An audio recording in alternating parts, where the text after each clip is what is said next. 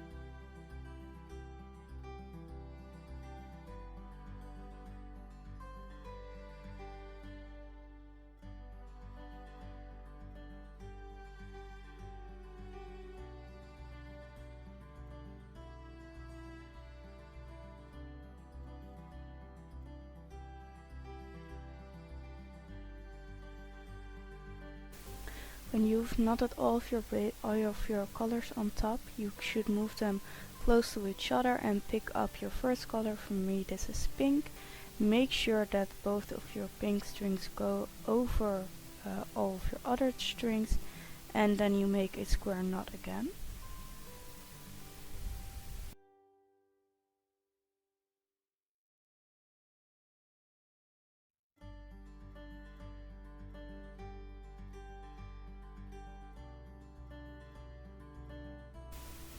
You repeat this process with the other colors, so my next color is red. I am going to pull it over my other 3 colors, so including the pink one I just made a square knot with, and then I will make a square knot again below the pink square knot I just made.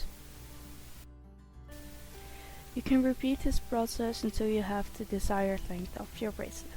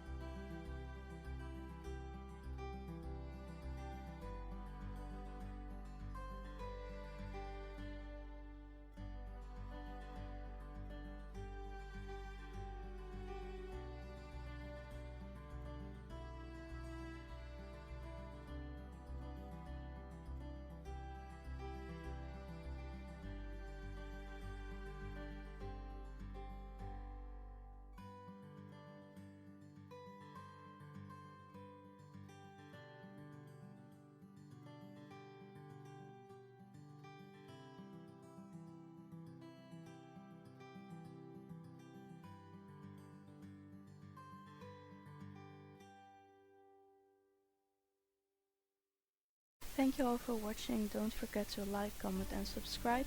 And if you do use my tutorial, please do credit me in the comments or in your Instagram photo or video. Feel free to tag my account to do so. Thank you in advance.